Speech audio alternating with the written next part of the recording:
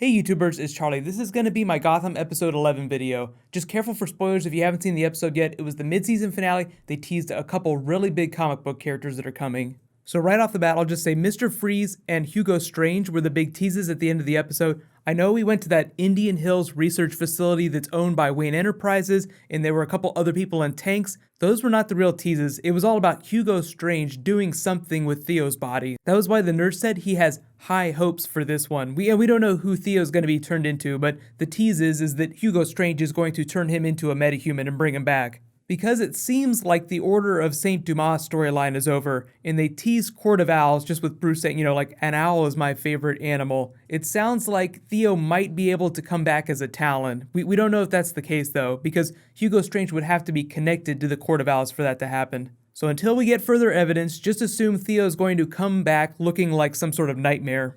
Top 5 WTF, though, starting with Alfred gets thrown in the dump. Literally. As hardcore as this character is, he was total comedy in this episode, and it was perfect. Sean Pertwee is amazing at comedy. Not my face, not my beautiful face.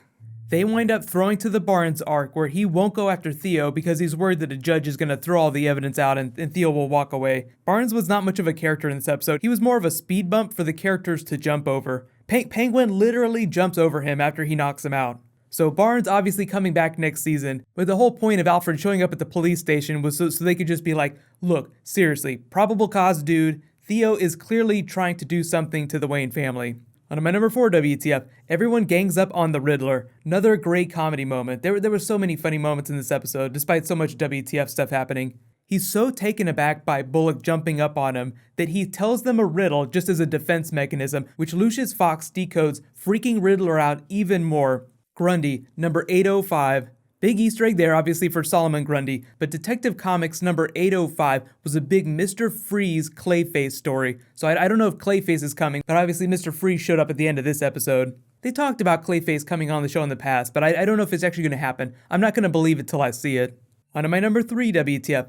Bruce and Silver drag the whole episode down. So this is actually, it's kind of a negative WTF. One of my few criticisms against the episode is that the pacing was perfect. Like, the third act was amazing. When the Catwoman shows up at Riddler's, that whole scene was amazing. If the whole show could find a way to maintain that level of energy, I feel like it'd be perfect. But jumping from scenes like that to these Bruce Silver scenes just felt completely uneven. Now obviously this is all about humanizing Silver's character, showing that Bruce isn't afraid to die, I'll be reunited with my family, owls are my favorite animal, but I think it just drains the episode. But I do think that it's necessary. Like, you do have to have this moment with Bruce. But if you want a really good example of a scene where like a character is waiting to go to the gallows, waiting for an execution, rewatch Game of Thrones Season 1 when Ned Stark gets thrown in the black cells and he's talking to Varys. Or you could actually, if you go a couple seasons later in Game of Thrones when Tyrion gets thrown in the black cells and he's talking to Jaime and various characters. Those are great scenes with characters reflecting on their life waiting to die. Just because a character is sitting stationary in a cell doesn't mean it can't be really high energy and intense. On to my number 2 WTF. As I mentioned though, Catwoman shows up at Enigma's and everything starts to explode. Gordon is rolling out on the warpath, and Lee is pregnant apparently. So there's so much to unpack from this scene. One, there's the Easter egg from Catwoman. What are you, a Martian in a rubber suit? Nice Martian Manhunter Easter egg. Then we have a Barbara Gordon teaser, like, is that who this baby is gonna turn out to be? I know that in the comics, Lee Tompkins never married Jim Gordon, but these actors in real life, Morena Baccarin and Ben McKenzie, are really actually having a baby together in real life. So Morena Baccarin probably going to stay on the show for season 3. So I think it's completely acceptable for them to bend canon to get to Barbara Gordon, who will be Batgirl someday. They could completely take it in a different direction. She just announced that she's pregnant, and she doesn't look that pregnant on screen. So there's a whole lot of Batman stuff that has to happen before we can get to Batgirl. I will completely lose my shit though if they name that baby Barbara. That's actually a good poll to take. Obviously, Barbara Gordon is Batgirl. That has to be Gordon's daughter. But what do you think Lee will say when Gordon tries to name their baby after the crazy woman that tried to kill him that he used to be in a relationship with? Something tells me she's not going to be super excited to name that baby Barbara. You do have to give Lee some credit in this episode though. She's not like your prototypical Godfather wife. Like, Gordon doesn't give her the "don't ask me about my business" line. She totally understands what he has to do. Just call me when you can, and she accepts his proposal. The funny thing about this scene there with them sitting at the end of the episode is that if you live in New York, you know this is like right in Central Park. I've actually been to that place. It's either part of the Met or the American History Museum, depending on which side of the park they're on. I can't quite remember. They're somewhere in the middle of the park. For those that don't know, Gotham is one of the few shows that's actually shot in New York City. Most TV shows are shot in Los Angeles, but sometimes they'll shoot in Atlanta, like Walking Dead. Sometimes they'll shoot in New York, like a lot of the Marvel Netflix shows. And of course, on my number one WTF, Theo's body is taken to the secret Wayne Enterprises facility that's experimenting on people with powers or trying to give people powers. Professor Hugo Strange is in charge, and then Mr. Freeze shows up unannounced in a post-credits scene. Now this is Victor Freeze, that's what he'll be called on the TV show. Now for those that don't know, B.D. Wong is the actor that's playing Hugo Strange. He's been posting pictures of himself doing makeup tests with the beard, so he will be full-blown comic book Hugo Strange. Now the character typically shows up through Arkham. He works at Arkham with the criminally insane, so I'm hoping that this intersects with Barbara's arc, because I totally dig the character when she's being super crazy. The crazier the better. But it seems like they're really leaning into this secret Indian Hills facility, so I'm hoping the show doesn't completely abandon Arkham, but we know that Barbara's there, so they have to go back at some point. Mr. Freeze is a little bit more of a question mark in terms of story arcs because he has his full cold gear. Looks like he's trying to kill this dude, but we don't know why. If you want to watch some really good Mr. Freeze stories, watch the animated series. Watch Batman the Animated Series.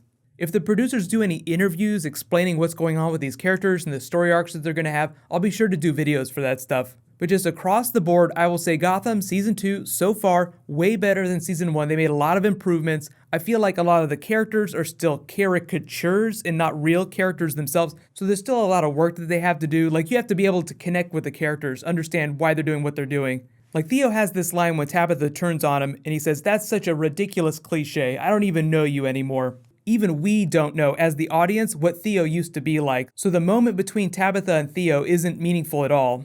One of my few criticisms against the show, but you guys let me know, like, what was your favorite moment from the episode? What about the moment where Gordon actually ends up killing Theo? Or at least it seems like he's dead. He might be on the edge of death. But I think their intention is for them to show that Gordon was finishing him off, like he was crossing that line.